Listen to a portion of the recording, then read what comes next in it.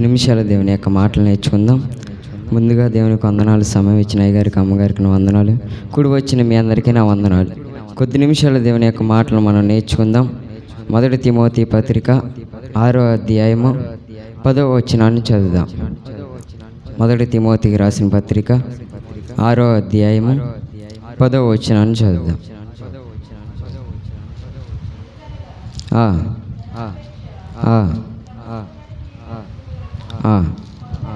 చాలండి. ఇక్కడ చూస్తే దేవుడు ఈరోజు మనతో మాట్లాడే మాట ఏంటంటే, ధనాపేక్ష సమస్త కీడులకు మూలము. బైబిల్లో ధనాన్ని నమ్ముకొని చాలామంది పాడైన వారు ఉన్నారు. వారి గురించి అలా మనం నేర్చుకుందాం. ఎందుకంటే దేవుడు చెప్తున్న మాట ఏంటంటే, ధనాపేక్ష సమస్త కీడులకు మూలము అంటే సమస్తమైన కీడులకు ధనాపేక్షే కారణమని దేవుడు సెలవిస్తున్నాడు కనుక మొదటిగా ఒక వ్యక్తిని చూద్దాం. లోకాసు వార్త 15వ అధ్యాయము 11వ వచనాన్ని చదువుదాం. లోకాసు వార్త 15వ అధ్యాయము 11వ వచనాన్ని చదువుదాం.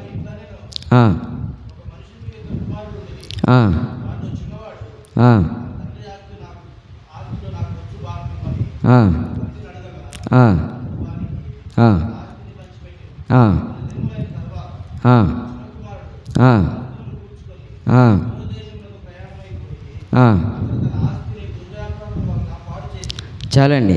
ఇక్కడ చూస్తే ఒక మనుషునికి 2 కుమారులు ఉన్నారంట. వారిలో చిన్నవాడు తండ్రి దగ్గరికి వచ్చి, అయ్యా, నా ఆస్తి ఏమైతే ఉన్నదో నాకు ఇస్తే నేను నచ్చినట్టు జీవిస్తాను, నాకు నచ్చినట్టు నేను తిరుగుతానని తండ్రి దగ్గరికి వెళ్ళి అడిగినప్పుడు తండ్రి మాట కాదనక తన ఆస్తిని ఏమైతే ఉందో ఆ చిన్న కుమారుడికి ఇచ్చాడు. ఇచ్చినప్పుడు ఈ కుమారుడు మొత్తాన్ని డబ్బులంతా చేసుకొని దూర ప్రాంతానికి వెళ్ళాడంట. దూర ప్రాంతానికి వెళ్ళి అక్కడ మంచిగా ఉన్నాడంటే లేడు. దుర్వ్యాపారం వలన తనకున్న ధనాన్ని పాడు చేసుకున్నాడంట. అక్కడికి వెళ్ళాక ఎన్నో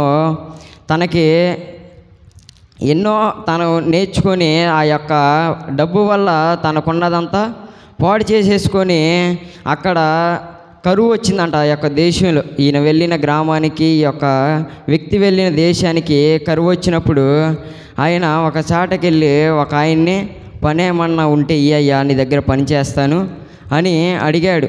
అసలు ఈయన స్థితి ఎలా ఉన్నది? అసలు మొదట్లో తండ్రి దగ్గర ఉన్నప్పుడు ఎంతో హాయిగా బ్రతికినవాడు. కానీ ఎప్పుడైతే ధనాన్ని తీసుకొని దూర ప్రాంతం వెళ్ళాడో ఆ యొక్క ధనాన్ని పాడు చేసుకొని చివరాఖరికి పందులు కాసుకోవడానికి ఇష్టపడ్డాడు. ఆ యొక్క పందులు తినే పొట్టును తినేటప్పుడు ఆ యొక్క అధికారి చూసి వాడిని కొట్టినట్టు మనం చూస్తాం.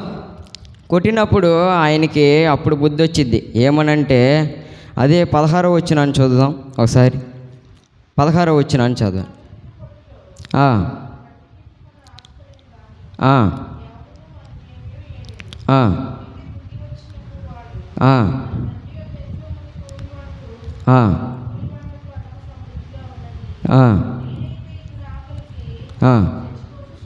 చాలండి. ఇక్కడ చూస్తే ఆయనకు బుద్ధి వచ్చినప్పుడు ఏమనుకుంటున్నాడంటే, నా తండ్రి దగ్గర ఎంతోమంది కూలివాండ్రు అన్నాన్ని హాయిగా తింటున్నారు, కానీ నేనైతే ఇక్కడ చనిపోవచ్చున్నాను. దేనికి? ఆకలికి చనిపోతున్నాడంట. ఆయన అంత ఆకలేస్తుంది. కానీ ఈయన ఎప్పుడైతే ధనాన్ని తను సొంతం చేసుకొని ధనాన్ని ప్రేమించి లోకంలో ఏదో అనుభవిద్దామని వెళ్ళాడు. కానీ చివరాఖరికి ఏమీ లేకుండా తండ్రి దగ్గరికి వచ్చాడు. ధనం నమ్ముకుంటే, ధనాన్ని మనం ప్రీతిగా ప్రేమిస్తే ఏమైందంటే మనకున్న దాన్ని కూడా పాడు చేసుకునే స్థితిలో మనం కూడా ఉండవచ్చు. చాలామంది చూస్తే ఈరోజు ధనాన్ని ప్రేమించి ధనం కోసం ఏదైనా చేసేవాళ్ళు ఉన్నారు. ఇక్కడ చిన్న కుమారుడు కూడా ధనాన్ని తీసుకొని దూర ప్రాంతం వెళ్ళి ఏదో చేసేద్దామని అనుకున్నాడు. కానీ ఏమీ చేయకుండా, ఏమీ లేకుండా ఒట్టి చేతులతో తండ్రి దగ్గరికి వచ్చాడు. తండ్రి మంచివాడు కనుక తన తండ్రి మరలా తన కుమారుని చేర్చుకొని దాన్ని ఎంతో ప్రేమించి ఆ యొక్క కుమారుడు వచ్చాడని విందు కూడా చేశాడు. కాబట్టి నువ్వు ఈ లోకంలో ధనాన్ని ప్రేమిస్తున్నావేమో నాకు తెలియదు, కానీ ధనాన్ని ధనం ఉండడం తప్పు కాదు, కానీ దేవుడి కంటే ధనాన్ని ప్రేమించడం తప్పు. ధనం ఉండాలి, మంచిదే, కానీ మనం దేవుణ్ణి ప్రక్కన పెట్టేసి ధనమే మనకు కావాలని పరిగెత్తితే ఈ యొక్క కుమారులేగా మనం కూడా తప్పిపోయే స్థితిలో ఉంటాము. ధనాన్ని నువ్వు ఎక్కువగా ప్రేమించకూడదని ఈరోజు దేవుడు నీతో మాట్లాడుతున్నాడు. మొదటి చదివిన మాట ఏంటంటే, ధనాపేక్ష సమస్త కీడులకు మూలము. ఎన్ని కీళ్ళైనా ఎన్ని పాపాలైనా చేయగలిగింది ఏదంటే డబ్బు ఉంటే ఏ పాపమైనా చేసేవాళ్ళు ఉన్నారు. ఇక్కడ చిన్న కుమారుడు కూడా ధనాన్ని చూసుకొని దూర ప్రాంతం వెళ్ళి ఎన్నో దుర్వ్యాపారం వల్ల తన ధనాన్ని పాడు చేసుకున్నాడని మనం చదువుతున్నాం. కాబట్టి నువ్వు కూడా ధనాన్ని ప్రేమించి దేవునికి విరోధంగా జీవిస్తున్నావేమో. ఈరోజు దేవుడు నీతోనే మాట్లాడుతున్నాడు కనుక ధనాన్ని విడిచిపెట్టి దేవుణ్ణి కనుక ప్రేమించగలిగితే దేవుడు నిన్ను దీవిస్తాడు. అంతేగాని నాకు దేవుడు అక్కర్లేదు, ధనం ఉంటే చాలనుకున్నావంటే బైబిల్లో ఒక ఆయన అంటాడు, నా ప్రాణమా నీకు ఈ బ్రతుకుకి సరిపడా సమృద్ధిగా నేను సమకూర్చి పెట్టాను, నా ప్రాణమా తినుము తాగుము సుఖించుము అని తన ప్రాణంతో చెప్పినప్పుడు దేవుడు ఏమంటాడంటే, వెర్రివాడా, ఈ రాత్రి నీ ప్రాణాన్ని తీసేసుకుంటే నువ్వు సంపాదించింది ఎవరు అనుభవిస్తారని దేవుడు అన్నాడు. నిజమే, మనం ఎన్నో సంపాదించుకొని పెట్టుకుంటాం, కానీ వాటిని అనుభవించాలంటే దేవుడు కృప చూపించాలి. కాబట్టి నువ్వు దేవుని కంటే ధనాన్ని ఎక్కువగా ప్రేమించకూడదని దేవుడు మనకి తెలియజేస్తున్నాడు. మరి ఒక వ్యక్తిని చూద్దాం. మత్తయి సువార్త 26వ అధ్యాయము 14-15 వచనాలు చదువుదాం. మత్తయి సువార్త 26వ అధ్యాయము 14-15 వచనాలు చదువుదాం.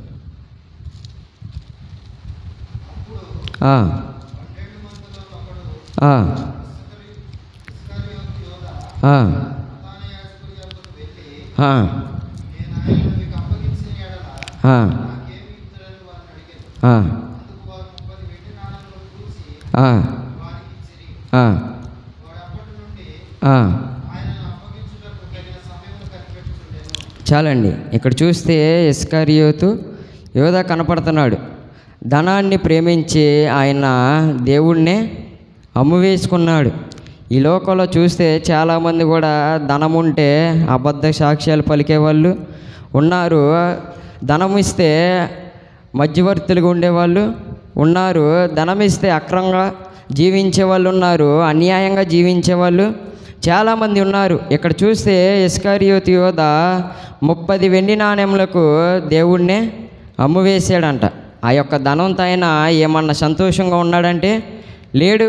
తర్వాత దేవుణ్ణి అప్పగించేసిన తర్వాత మరలా వారి దగ్గరికి వెళ్ళి, నీ డబ్బులొద్దు, నాకేమొద్దు, కానీ దేవుణ్ణి మరలా నాకు ఇచ్చేయండి అని బ్రతుకులాడతాడు. కానీ వారికి దొరికాక వారు వదులుతారంటే వదలరు కనుక ఆ యొక్క వెండి నాణేలు అక్కడ పారవేసి ఆయన వెళ్ళి ఉరిపెట్టుకొని చచ్చిపోయాడంట. ఇక్కడ చూస్తే ధనం వల్ల సంతోషంగా జీవించలేకపోయాడు. మొదట ధనాన్ని ప్రేమించాడు, ఆ యొక్క వెండి నాణేలు ఉంటే చాలు అనుకున్నాడు, కానీ ఆ యొక్క జీవితాన్ని ఆయన సంతోషంగా గడపలేకపోయాడు.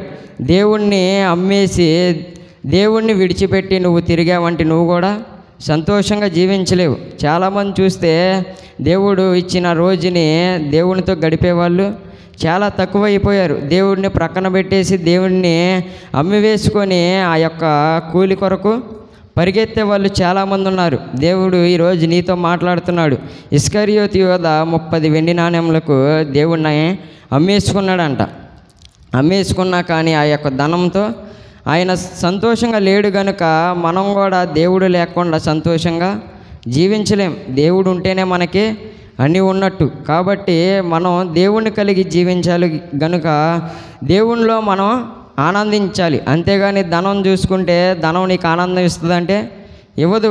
ఈ లోకంలో మనం దేన్నైనా కొన్ని వాటిని ధనంతో కొనవచ్చు, కానీ కొన్ని వాటిని ధనంతో కొనలేవు.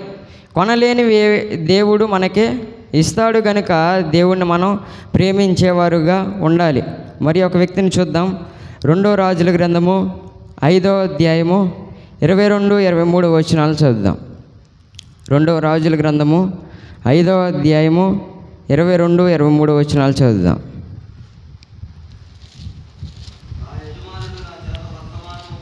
ఆ, ఆ, ఆ, ఆ, ఆ, ఆ, ఆ, ఆ, ఆ, ఆ, ఆ, ఆ, ఆ.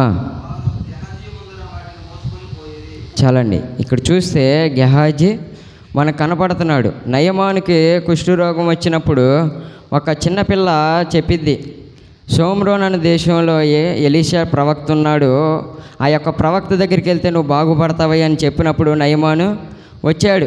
నయమాను వచ్చేటప్పుడు ఆ యొక్క ప్రవక్తకి కొన్ని బహుమతులు వెండిని ఇవన్నీ తీసుకొని వచ్చాడు. వచ్చినప్పుడు ఆయన చెప్పాడు, ఎలీషా ప్రవక్త, నువ్వు వెళ్ళి యోర్దాను నదిలో 7 సార్లు మునగమన్నప్పుడు ఈయన చాలా కోపంతో ఉంటాడు. నేను ఎక్కడి నుంచో వస్తే ఇక్కడ సముద్రంలో ఈ యొక్క నదిలో నన్ను మునగమంటావు అని ముఖాన్ని చిన్నబుచ్చుకొని ఆయన మొదటిసారి ఆ యొక్క పని చేయడు. తర్వాత ఒక వ్యక్తి చెప్పినప్పుడు ఆయన ఆ యొక్క పనిని చేస్తాడు. అయ్యా, నిన్ను ఆ యొక్క ప్రవక్త నిన్ను ఏమైనా అడుగుతున్నాడా, లేకపోతే నిన్ను ఏదన్నా ఇమ్మంటున్నాడా అంటే ఇమ్మంటలేదుగా, నిన్ను వెళ్ళి ఆ యొక్క యోర్దాను నదిలో మునగమంటున్నాడుగా, అదేగా నిన్ను చేయమన్నది అని ఆ యొక్క వ్యక్తి చెప్పినప్పుడు అప్పుడు వెళ్ళి ఈయన యోర్దాను నదిలో మునిగినప్పుడు చిన్నపిల్ల పసిపిల్ల దేహం వలె మారిందంట. అలా మారినప్పుడు దేవుడు ఆ యొక్క కార్యాన్ని చేశాడని ఎలీషాకు ఆ యొక్క నయమాను అనే వ్యక్తి కొన్ని బహుమతులు లేదా వెండిని బంగారాన్ని ఇద్దామని అనుకుంటాడు. కానీ ఎలీషా ప్రవక్త నీ దగ్గర నుంచి నాకు ఏమీ వద్దన్నాడు.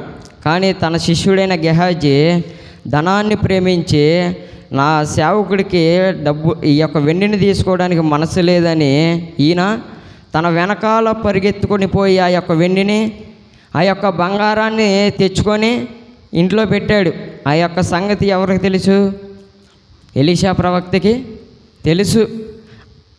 గెహాజీని అడుగుతాడు, నువ్వెక్కడికి వెళ్ళావయ్యా అంటే నేను ఎక్కడికి వెళ్ళలేదయ్యా అని అబద్ధం ఆడతాడు. ఈయన ధనాన్ని ప్రేమించి ధన వెంబడి పరిగెత్తి ధనాన్ని తీసుకొచ్చి ఇంట్లో పెట్టుకొని కూడా అబద్ధాలు ఆడుతున్నాడు. నిజాన్ని మట్టికి ఆయన చెప్పకుండా అబద్ధాన్నే చెప్పాడు. అప్పుడు ఎలీషా ప్రవక్త, నువ్వు వెళ్ళేటప్పుడు నా మనసు నీతో కూడా రాలేదా అని అడిగాడు.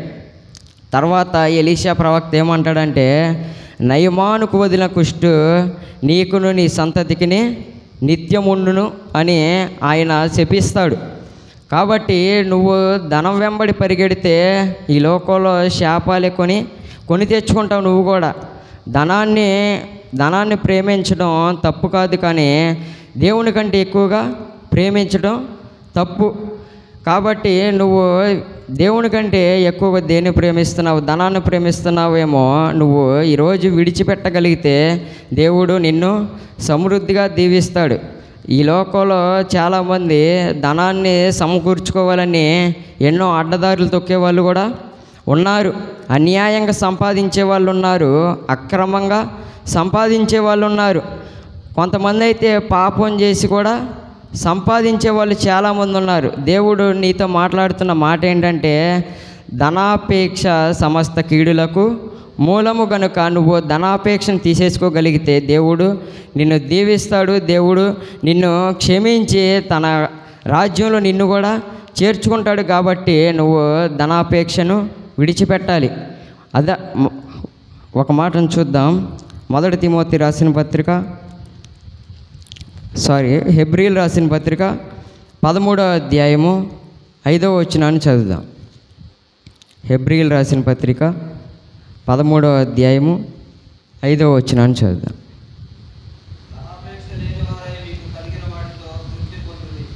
చాలండి. ఇక్కడ దేవుడు ఏమని చెప్తున్నాడంటే, ధనాపేక్ష లేని వారై మీకు కలిగిన వాటితో తృప్తిగా ఉండండి అని దేవుడు చెప్తున్నాడు. ఈ లోకంలో అన్నీ ఉన్న చాలామందికి డబ్బు లేదని డబ్బు వెంబడి పరిగెత్తే వాళ్ళు ఉన్నారు.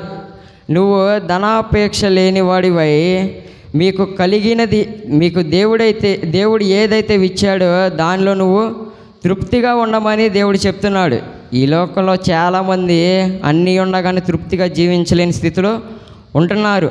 ఎందుకంటే ధనాపేక్ష, ధనాన్ని సంపాదించాలని, ధనాన్ని సమకూర్చుకోవాలని ఎంతో తాపత్రయపడిపోతున్నారు చాలామంది. కానీ నువ్వు వెళ్ళేటప్పుడు ఏమన్నా పట్టుకుపోతావంటే ఏమీ పట్టుకెళ్ళలేవు. వట్టి చేతులతో వచ్చాం మనము, ఎక్కడి నుంచి వట్టి చేతులతోనే వెళ్ళిపోతాం. కాబట్టి మనం దేన్ని మనం వెంబడి తీసుకు వెళ్ళలేము కనుక నువ్వు ధనాన్ని కూడా నువ్వు తీసుకెళ్ళలేవు కనుక ధనాపేక్ష లేని వారే మీరు కలిగిన వాటితో తృప్తిగా ఉండమని దేవుడు సెలవిస్తున్నాడు. కనుక దేవుడు మనకు ఇచ్చిన వాటితో తృప్తిగా జీవించాలని కోరుకుంటున్నాడు. చాలామంది ఎవరైనా ఏదైనా తెచ్చుకుంటే వీరు చూసి ఓర్వలేని జీవితాలు కొంతమంది ఉన్నవి. వారు ఏదో తెచ్చేసుకున్నారు, వారు ఏదో చేసేసారని వీరు అప్పులు చేసి తెచ్చుకునే వాళ్ళు చాలామంది ఉన్నారు. కాబట్టి నువ్వు ఏం నేర్చుకోవాలంటే నువ్వు ధనాపేక్ష లేని వారిగా ఉండాలి. ధనాపేక్ష సమస్త కీడులకు మూలమని దేవుడు సెలవిస్తున్నాడు. కనుక నువ్వు ధనాపేక్ష లేని వాడిగా ఉంటే దేవుడు నిన్ను సమృద్ధిగా దీవిస్తాడు. కనుక మనం దేన్నైతే దేవుని కంటే ఎక్కువగా ప్రేమిస్తున్నామో వాటిని విడిచిపెట్టగలిగితే, వాటిని తీసుకువేయగలిగితే దేవుడు మనల్ని దీవిస్తాడు. కాబట్టి మనం ధనాపేక్ష లేని వారమై దేవుణ్ణి ప్రేమించేవారుగా ఉండాలి. తప్పుపోయిన కుమారుడు ధనాన్ని తీసేసుకొని ఏదో సంపాదించాలని వెళ్ళాడు, కానీ ఏమీ లేని స్థితిలో వచ్చాడు. ఇస్కరియోతు యోధా కూడా ధనం ఉంటే చాలని దేవుణ్ణి కూడా అమ్మేసుకున్నాడు. ధనాన్ని తీసుకొని ఆయన సంతోషంగా ఉన్నాడంటే లేడు. గెహాజీ కూడా ధనం వెంబడి పరిగెత్తాడు, తన కుటుంబానికి మొత్తానికి శాపాన్ని తెచ్చిపెట్టాడు. మనం కూడా ధనం వెంబడి పరిగెత్తి మన కుటుంబాలకు మనకి ఏ శాపం తెస్తున్నామో మనల్ని మనం పరిశీలన చేసుకోవాలి. ధనం ఇవ్వాలనుకుంటే దేవుడు మనకి ఇస్తాడు ఖచ్చితంగా. ధనాన్ని ఎక్కువగా మనం ప్రేమించకూడదని దేవుడు ఈరోజు మనతో మాట్లాడాడు. కనుక మనం ఏమైతే దేవునికి విరోధంగా జీవిస్తున్నామో, లేకపోతే దేవుని కంటే ధనాన్ని ఎక్కువగా ప్రేమిస్తున్నామేమో మనం తీసివేసుకోగలిగితే దేవుడు మనందరినీ దీవిస్తాడు. కాబట్టి కొద్దిపాటి వాక్యాన్ని దేవుడు మన వినికిట్లో దీవించునుగాక.